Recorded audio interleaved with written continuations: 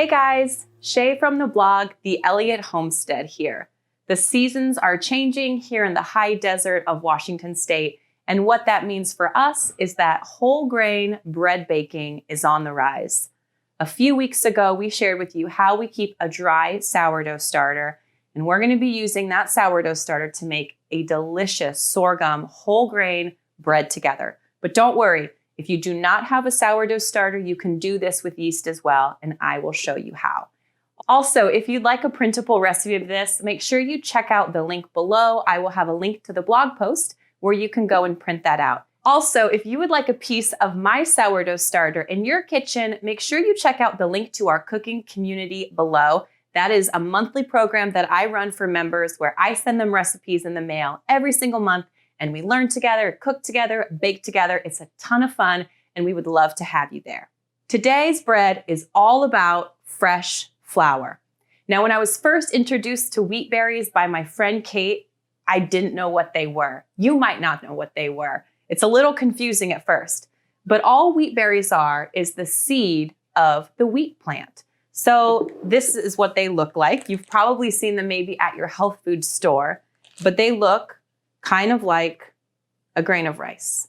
And this is what we grind to get fresh flour.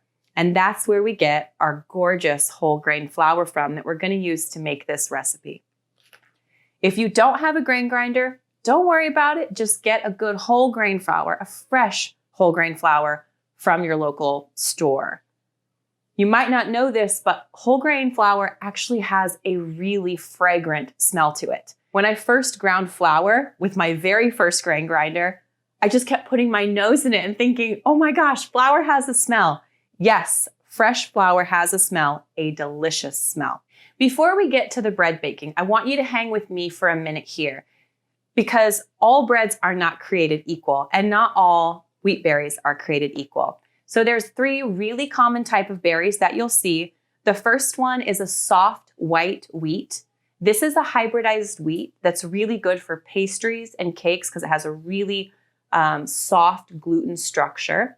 You'll also see hard white wheat or hard red wheat.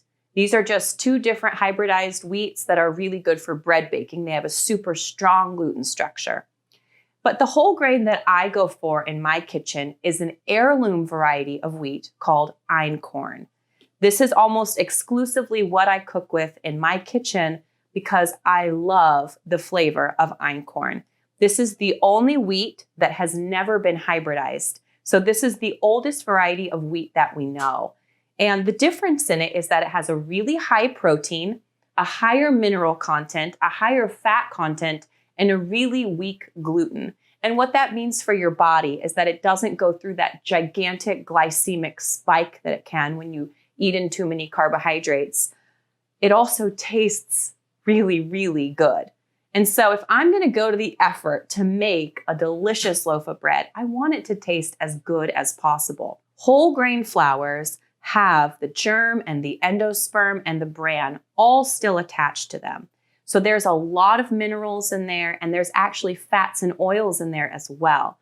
Originally, when wheat was ground, they would separate the bran and the germ from the flour because it would make the flour be more shelf stable. It wouldn't go rancid so quickly.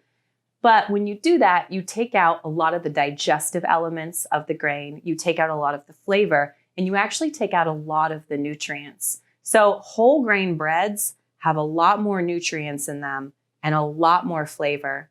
And that's what we want, especially this time of year when things are getting warm and cozy. We want to taste that earthiness of a good whole grain bread. This is a great recipe to do that with. So thank you for sticking with me for our little science lesson. Now let's get going on our bread. Okay, this is my little bread making station. In this big jar, I keep my all-purpose einkorn flour. Here is my grain mill that I use to grind my fresh einkorn wheat berries. And then over here, I just have some regular bread flour. And we're actually going to be utilizing that today because I want you to have such good success with this bread. And einkorn, because of its weak gluten, it can be a little bit more tricky to work with. And so we're going to add in some regular old bread flour or just all-purpose flour if that's what you have to make the bread really easy for you to make. Okay, so first things first, we're gonna grind our flour. I have a Komo wheat grinder here. This is great. Stu got this for me for my birthday and it took 6 months to ship to us because of COVID and because all the back orders and all the bread making that was going on. I'm very happy to finally have it here. I also have a marble cutting board, which is really nice for kneading bread on, and of course a digital scale, which we'll talk about why you need one of those in just a couple of minutes. So this is on medium to fine grind. And all we gotta do is dump in our wheat berries.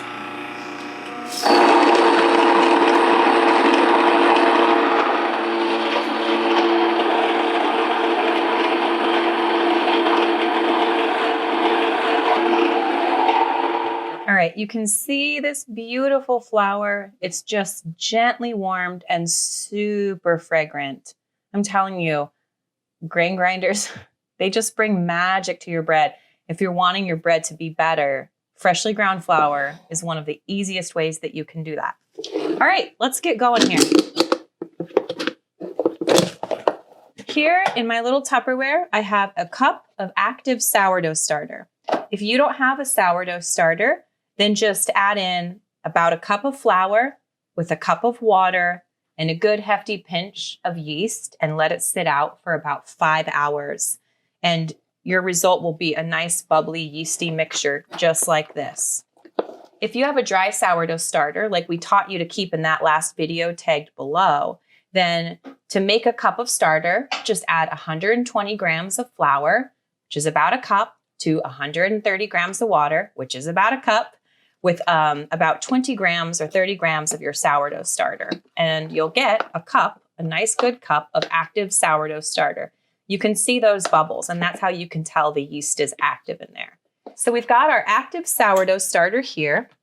Now we're gonna use a digital scale. I'm telling you, if you don't have one yet, you really need to get one. Freshly ground flour has a lot of air in it. So if you try to measure out a cup, it's going to be a completely different amount than scooping a cup of flour that's been compressed in storage for a while, which is why it's so important.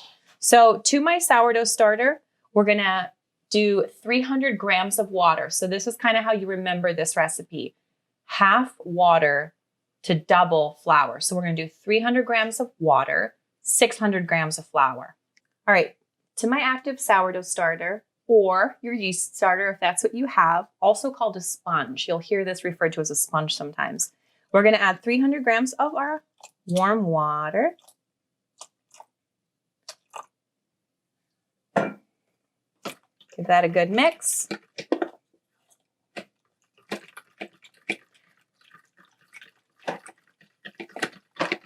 And then for one of the special parts of this recipe, a good tablespoon or 2 tablespoons of sorghum. Sorghum is another grain that you can get a sweetener from, and it has this really yummy, molassesy, autumnal flavor to it that makes your bread so rich and so good. Little secret ingredient there for you.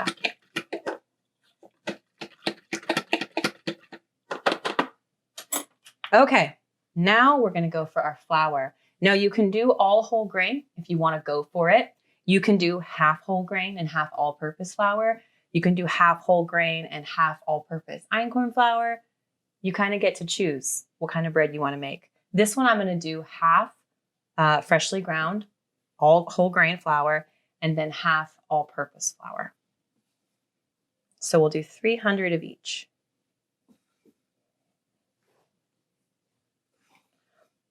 Feels so good in my hands. I just love it. There are some things you do where you feel like you've arrived in life, and dealing with fresh flour is one of those things for me. It makes me feel like I'm such an adult.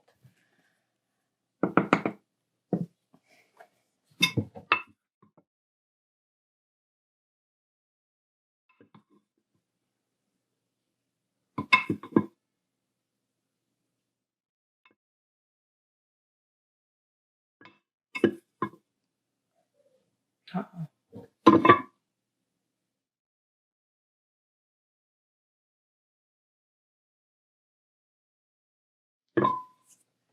All right, now all that's left to add is 2 good pinches of a really good sea salt. My very favorite salt is from San Juan Island Sea Salt. Go order, tell Brady I said hello. And if you'd like a 10% discount, you can use the coupon code HOMEMAKER because Brady was kind enough to extend that to our podcast listeners. So I'm going to share that with you as well. He makes the very, very best sea salt from the coast of Washington State. That's what I use in my breads. It makes a big difference. I mean, it makes sense when you have a recipe that's, 3 things? They all better be pretty dang good. All I'm going to do now is mix this until it's generally combined and then let it sit for about 15 minutes. As nice as super fresh ground flour is, sometimes it's also nice to grind a few days at once. So if you have some whole grain flour left over, remember it goes rancid quicker than all-purpose flour. If you're going to use it within a few days, it's totally fine to leave it at room temperature. I like to put a few bay laurel leaves in with mine because we do get pests in our cabinets if we're not careful. If you're not going to use it within a few days' time, stick it in some kind of container you can seal, a plastic bag, a glass jar, whatever it may be, and make sure to put it in your refrigerator. It'll be much happier there long term.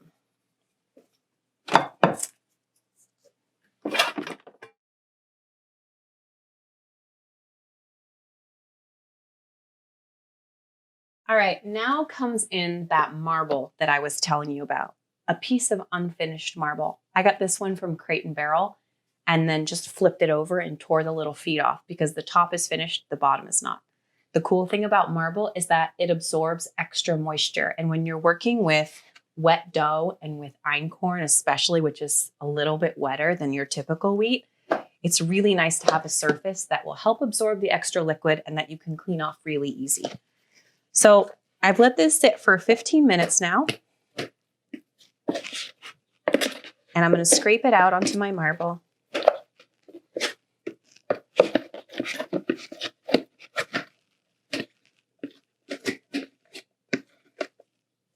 If you're using a hard red wheat or a hard white wheat, your dough is probably going to be a little bit stiffer than this. Einkorn is a little bit wetter.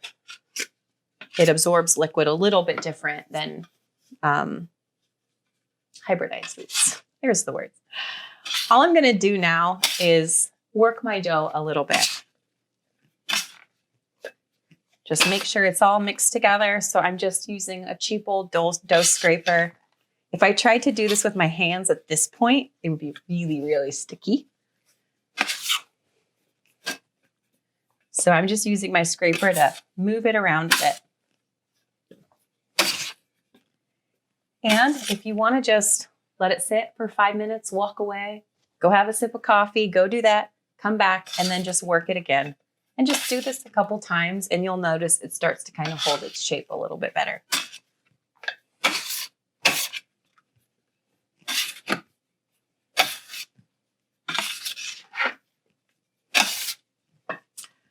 All right, after we've worked this and it's holding together nicely, all we have to do is transfer it to a floured bowl with a lid and let it rise for 3 to 5 hours or about 50% of its volume. I like to use this little pot that I got from a friend who made it. And it has this nice fitting lid, and I just stick my bread right in there. And wouldn't you know, there's a risen loaf in there. So let's swap these out and we'll keep on with the recipe.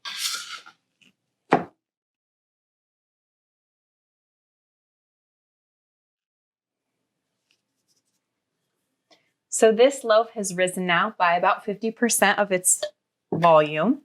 And I just use an old mason jar lid to scrape it from inside of the pot. And you can see it's so soft and brown and fragrant. And I will just put my new loaf right in there. It's going to be bread day.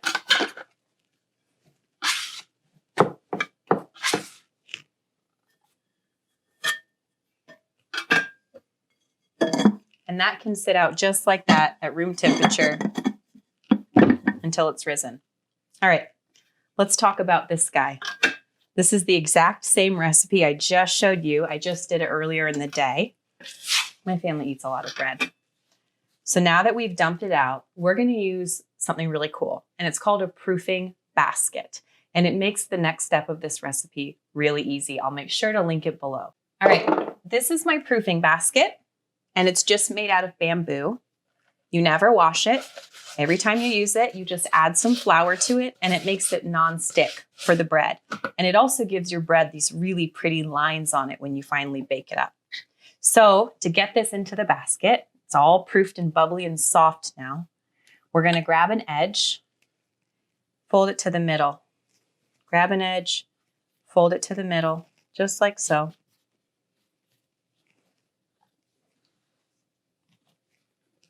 We're not going to want to knock out all those air bubbles, but it's okay to kick it back a little bit. Fold it over itself like that. And then we're just going to work our hands around it. Think about pushing it up, okay? Pushing it in to push it up. We're not squishing it down. Just giving it a little tuck and love. And that looks like a beautiful loaf of bread already, doesn't it? But it needs to rise for about 45 minutes, which just so happens to be the amount of time I need to preheat my oven.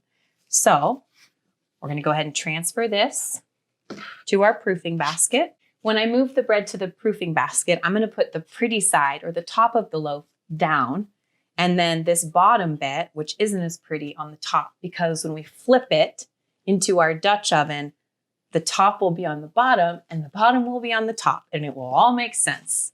So I'm going to cover this with a little tea towel, let it sit out for 45 minutes at room temperature while I preheat my oven to 500 degrees. All right, my bread has been rising now for about 45 minutes, and during that time, my oven has been preheating. And there's one other trick to really good bread at home, and that's cooking your bread in a hot Dutch oven. A Dutch oven is just kind of a cast iron stew pot with a lid. And what that enables you to do is put the bread in and put the lid on, which holds the moisture in, and that gives your bread that really thick, chewy crust that we all love in a good bread. So my Dutch oven has been preheating in my oven this entire time, and now I'm going to very carefully take it out. Actually, before I do that, when you are cooking with a whole grain flour, it can be a little sticky on the bottom of the pot.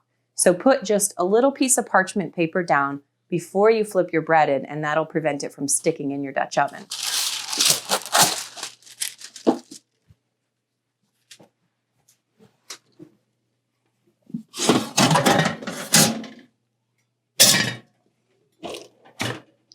This is super hot, so proceed with caution. Hot mama. Okay. Look at that beautiful bread now. You get that? You see that? So the top of this is going to be the bottom of our loaf. So we're going to flip this right over very carefully into our hot Dutch oven.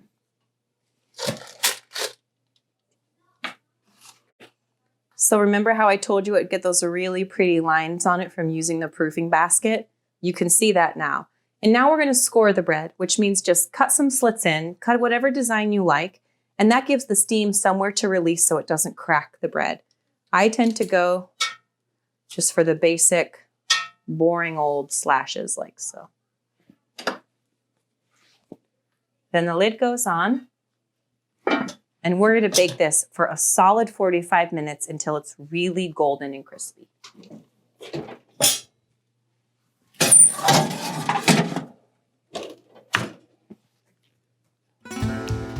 Okay, here we are, all finished, all baked, and smelling so, so good. Because of our parchment paper in the bottom of the pan, the bread lifts out very nicely, and you can tell it has a nice hollow sound when it's tapped rather.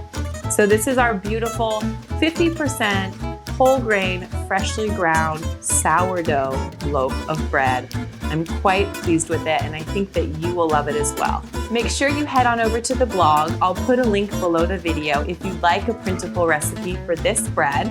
And of course, if you would like to check out our cooking community, visit cook.theelliothomestead.com, where you can get recipes from our kitchen into your home every month And all of you are going to get a piece of Sourdough Starter as well. So be sure to check that out. And thanks for baking with us. Happy bread making.